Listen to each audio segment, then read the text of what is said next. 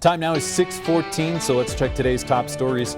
Now, jury selection, it's set to begin today for the Uvalde school resource officer who's facing 29 counts of child endangerment.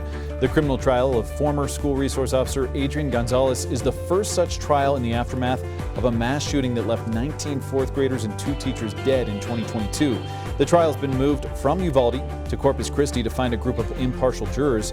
The indictment alleges he placed children in imminent danger of injury or death by failing to engage, distract, or delay the shooter, and by not following his active shooter training. Officers waited for more than an hour to engage the gunman. Each of the 29 counts carries a potential sentence of up to 2 years in prison if convicted. Gonzalez's attorney says that his client is innocent and public anger over the shooting is being misdirected. Today is going to be the last day in office for Congresswoman Marjorie Taylor Greene. The 3-term Georgia Congresswoman announced in November that she was resigning and not seeking re-election after a very public fallout with President Donald Trump. Greene found herself at odds with the president over the release of the Epstein files, foreign policy, and health care.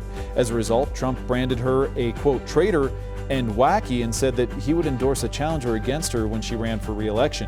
Star Black, a Republican who's running to replace Greene, was already planning a primary challenge before Greene announced her resignation. Well, the U.S. Senate is set to reconvene today. Now, lawmakers, they've got a lot to do when they get back in town. One of the biggest questions left on the table at the end of the year was what to do about the now expired Affordable Care Act subsidies. Millions now face the choice of paying more for their health care coverage or switching their insurance in some way or another. Now, there are several proposals in the Senate alone for ways to address rising health care costs. Congress is also sure to discuss the U.S. operations in Venezuela and the capture of President Nicolas Maduro. Federal funding is also set to expire on January 30th, so Congress will need to pass a bill or the government could partially shut down again.